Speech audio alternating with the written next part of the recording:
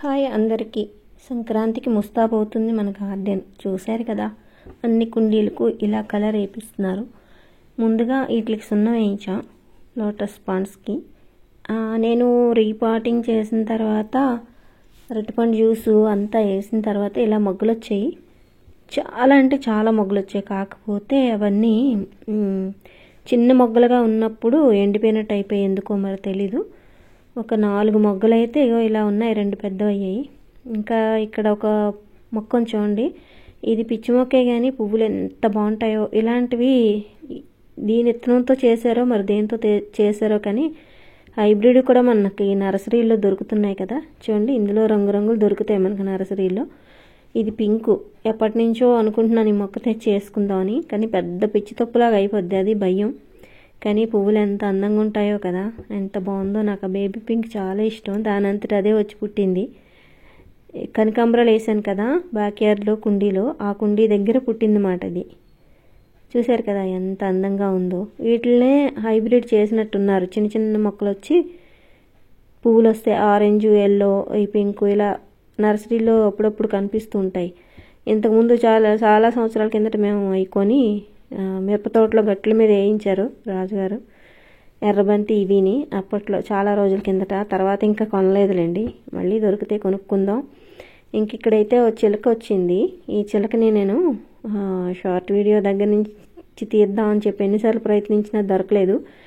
అక్కడ మామిడి చెట్టు పోతుంటే ఆ పూత దగ్గర కూర్చొని ఎంజాయ్ చేస్తున్నాయి 2 చిలకలు. చూస్తున్నారు కదా ఎంత బాగుందో. కానీ దగ్గరికి వెళ్తే ఎగిరిపోతుంది. దూరం నుంచి తీసానమాట, అందుకే అంత క్లియర్గా అయితే పడలేదు. చిలకలు భలే ఉంటాయి ఎలాగైనా సరే.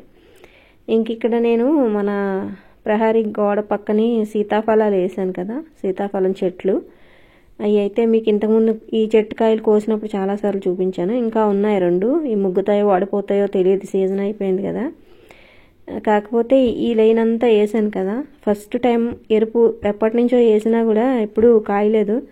ఈసారి ఫస్ట్ టైం ఎరుపు సీతాఫలం అయితే కాసింది. ఇదిగో లైటింగ్లో తెలుస్తుందో లేదో, ఇదిగో చూశారు కదా. ఇంకొంచెం పరువెక్కితే కోసుకోవచ్చు. ఎప్పటి నుంచో ప్రయత్నం చేస్తే ఇప్పటికే వచ్చింది. నిత్య సీతాఫలం కూడా వేసాను, కానీ అది ఇంకా ఇప్పుడు ఈ లైన్లో అయితే అది ఇంకా కాయలేదు. వచ్చిందో బతికిందో లేదో తెలియదు, ఎందుకంటే 4-5 రకాలు వేసాను అన్నమాట లైన్లో. ఏది ఏ రకం అనేది క్లారిటీ లేదు నాకు. విత్తనాల ద్వారా వేసినవి బాగా వచ్చింది, చాలా హ్యాపీగా అనిపించింది. ఈ లైన్ అంతా వేసాను అనమాట. ఇంక ఇక్కడ మొన్న మీకు బ్లాక్ టబ్బులు తీసేసాను అని చెప్పాను కదా, ఇక్కడ తీసేసి వేరే చోట పెట్టించాను, అది మీకు వీడియో పెట్టాను కదా. ఇక్కడైతే ఇప్పుడు మళ్ళీ ఇలాంటి తాటి కర్రలు చెక్కలు తెచ్చి ఇలా ఆ గట్టు మీద ఉండే కదా ఇంతకుముందు కనిపించే గట్టు మీద గ్రో బ్యాగులు పెట్టేసి ఆ బకెట్లన్నీ తీసుకొచ్చి మళ్ళీ ఇక్కడ ఇలా అరేంజ్ చేసుకున్నాను.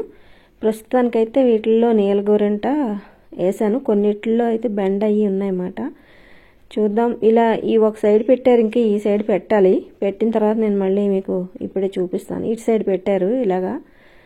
ఇలా బాగున్నాయి కదా. ఇలా కూడా కింద పెట్టేయడాన్ని బకెట్లు కలర్ వేసుకున్న బకెట్లకే మట్టి పెట్టేసింది. ఇప్పుడు మట్టి అంతా కడిగేసుకుంటే నీట్గా ఉంటుంది. చూడండి, రెండో పక్క కూడా ఇలా పెట్టేశారు.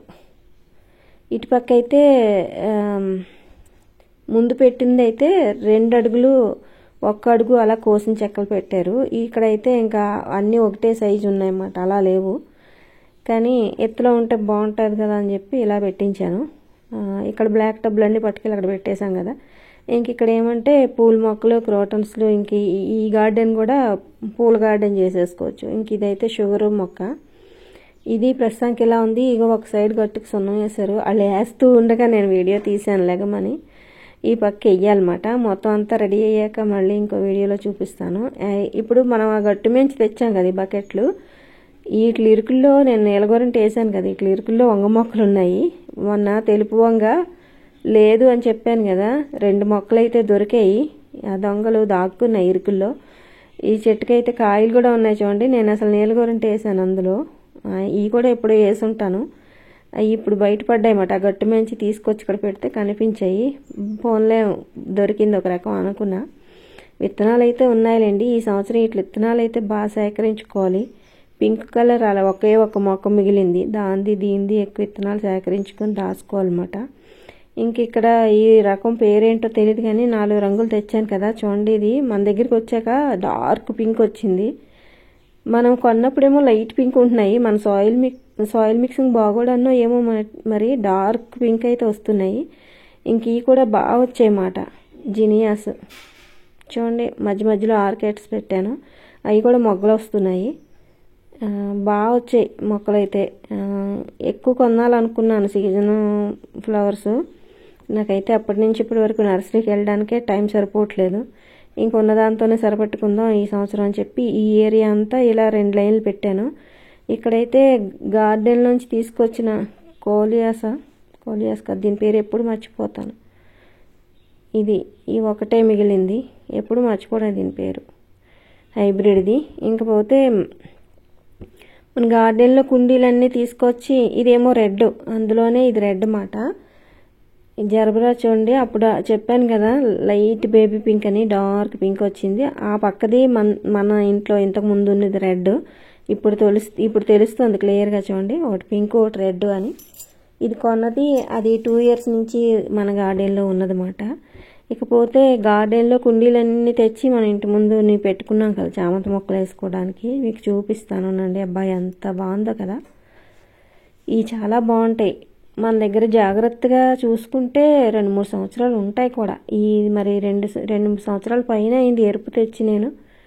ఉంది 4 రంగులు తెస్తే వీళ్ళు సమ్మర్లో నీళ్ళు ఎక్కువ పెట్టిడని చనిపోతున్నాయి. ఈసారి లోపల తెచ్చి పెట్టేసుకోవాలి వీటిని. లోపలైతే ఇంకా గొడవ ఉండదు.